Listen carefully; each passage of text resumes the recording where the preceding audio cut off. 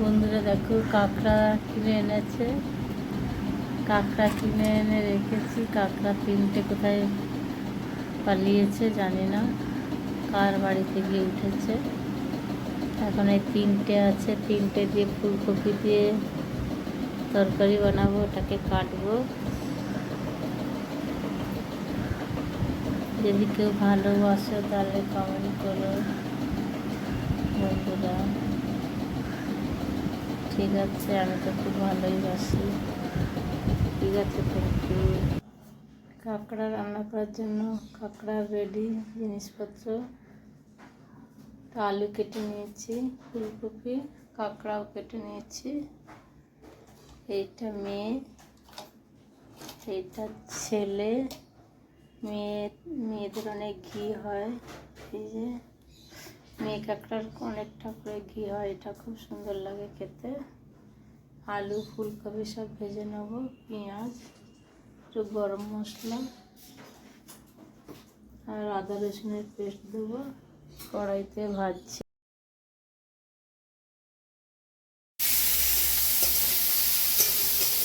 পেঁয়াজটা ভাজছি জিরে আর গরম মশলা দিয়ে।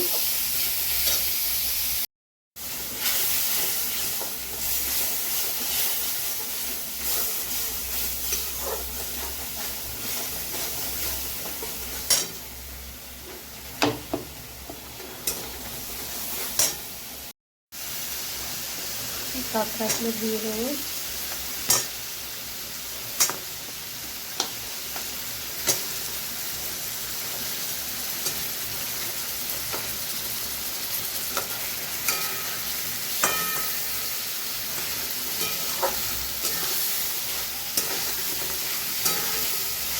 কাঁকড়া তেলের উপরে ভাজলে কাঁকড়ার যা কিছু আছে সব বেরিয়ে তেলের মধ্যে মিশে যাবে। এই জন্য তরকারি ফুটে গেলে গরম জলে দেওয়া যায়, আর সেরকম মশলার উপরে দিতে হয়, তাহলে কিছু বেরিয়ে আসে না। এটা তো তেলের মধ্যে বেরিয়ে আসছে ভেতরে যা ছিল। এটা এরকমই নিয়ম, বেশি ভালো হয়। আর এগুলোকে ভেজে নিয়েছি সব।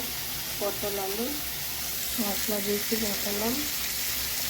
মশলাটা কষা হয়ে গেলে এটা দিয়ে জল দিয়ে দেবো।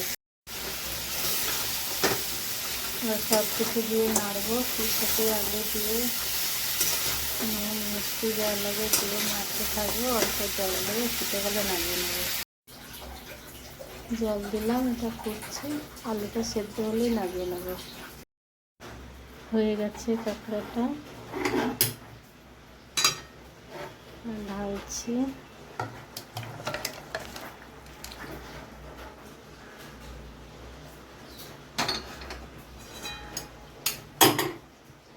হয়ে গেছে রেডি কাঁকড়া।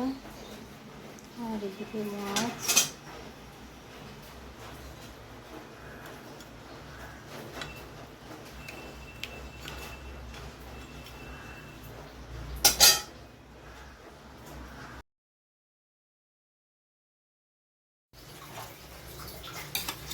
আর মাছের ঝোল, কাতলা মাছের ঝোল। এটা আজকে এই দুপুরে রান্না।